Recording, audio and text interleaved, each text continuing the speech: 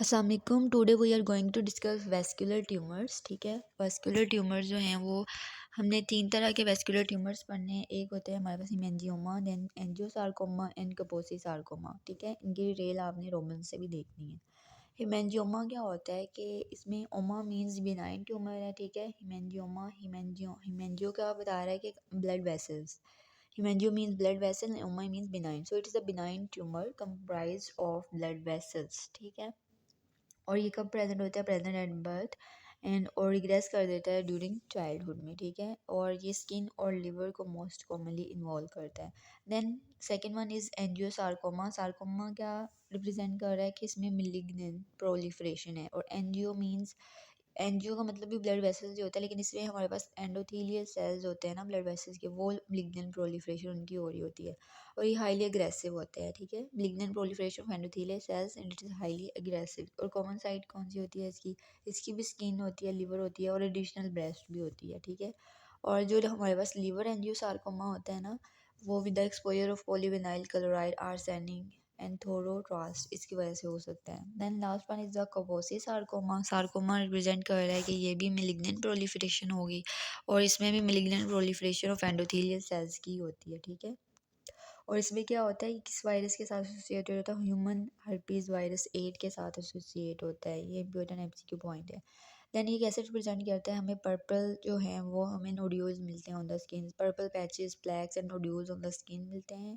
ठीक है, इसके अलावा जो है ये हमें किन लोगों में नज़र आता है? ईस्टर्न यूरोपियन मेल्स में नज़र आता है। ठीक है, और इसका ट्रीटमेंट क्या होता है? Surgical removal. इसके अलावा एड्स के जो पेशेंट होते हैं उनमें नज़र आता है, क्योंकि एड्स में हमारे पास ब्लड, जो हमारे पास बॉडी इम्यून सिस्टम बहुत ज़्यादा जो है वो लो हुआ होता है, तो इजीली जो है वो ये ह्यूमन हर्पीज वायरस 8 को चांस मिल जाता है कि वो इजीली रेप्लिकेट करे। ठीक है, तो इसका फिर हम एंटी रेट्रोवायरल जो है एजेंट्स वो ट्रीटमेंट करते हैं, ताकि उनकी इम्यूनिटी जो है वो स्ट्रॉन्ग हो सके और ह्यूमन हर्पीज वायरस 8 जो है वो रेप्लिकेट ना कर सके।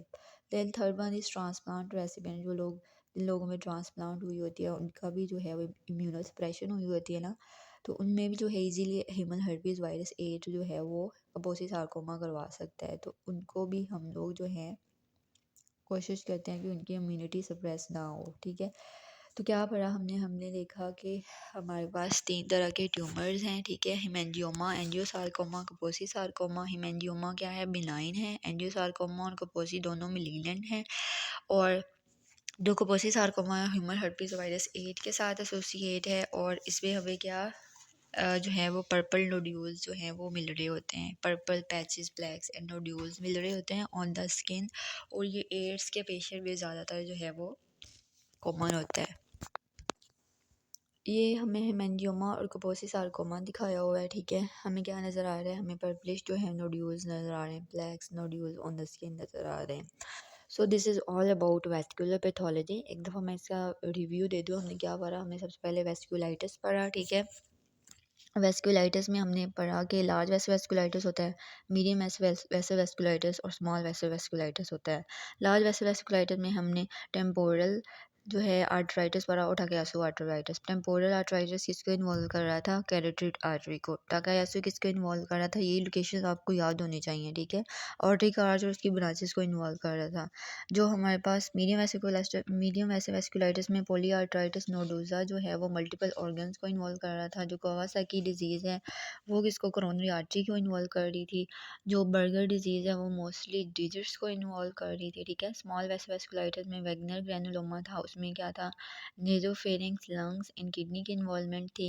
इसके अलावा वहाँ पे CN का हमें नज़र आ रही थी। माइक्रोस्कोपिक कोलिंजाइटिस में क्या था?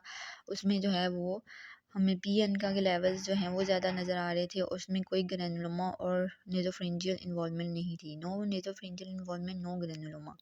शोक्स-स्ट्रास सिंड्रोम में क्या था? उसमें भी हमें जो है वो PN का के लेवल्स नज़र आ रहे थे, मार्क्ड इओसिनोफिलिया नज़र आ रहा था, और अस्थमा था। हिनोश-नोलियन पर्परा में क्या था? IgA इम्यून कम्प्लेक्स डेपोज़िशन हो रही थी, और जो है हमें पर्परा ऑन बटक्स एंड लेग्स नज़र आ रहे थे। देन हमने हाइपरटेंशन पढ़ा। हाइपरटेंशन जो है वो हमारे पास प्राइमरी हाइपरटेंशन भी होती है, सेकेंडरी हाइपरटेंशन होती है। ठीक है, प्राइमरी हाइपरटेंशन का आइटियोलॉजी हमें नहीं पता था। Secondary hypertension due to renal artery stenosis की वजह से थी। ठीक है, देन हमने पढ़ा कि जो हमारे पास आर्टरियोस्क्लेरोसिस क्या होती है? एथेरोस्क्लेरोसिस क्या होती है कि इसमें इंटीमल प्लेक बन रहा होता है, ठीक है, और इसमें हमें फैटी स्ट्रीक्स नज़र आती हैं। देन हमने आर्ट्रियोलोस्क्लेरोसिस पढ़ा, हाइलिन आर्ट्रियोलोस्क्लेरोसिस होती है एंड हाइपरप्लास्टिक आर्ट्रियोलोस्क्लेरोसिस होती है। हाइलिन आर्ट्रियोलोस्क्लेरोसिस हमें बिनाइन हाइपरटेंशन में नज़र आती है, हाइपरप्लास्टिक जो है वो हमें मलिग्नेंट हाइपरटेंशन में नज़र आती है, ठीक है। देन हमने पढ़ा आर्टिक डाइसेक्शन एंड एन्यूरिज्म क्या होती है कि आर्टिक डाइसेक्शन में इंटीमल टियर हो जाता है, ठीक है, और इसी तरह थोरेसिक एन्यूरिज्म में क्या देखा हमने, बलून लाइक डायलेशन हो जाती है थोरेसिक एओर्टा की, और ये टर्शियरी सिफिलिस में ज़्यादा नज़र आता है हमें। और एब्डोमिनल आर्टिक एन्यूरिज्म में क्या देखा कि उसमें हमने देखा कि एब्डोमिनल एओर्टा की बलून लाइक डायलेशन हो जाती है, और ये मोस्टली ड्यू टू एथेरोस्क्लेरोसिस की वजह से होती है। देन हमने वेस्कुलर ट्यूमर्स देखे, hemangioma, angiosarcoma and Kaposi sarcoma. So this is all about vascular pathology from your book Pathoma.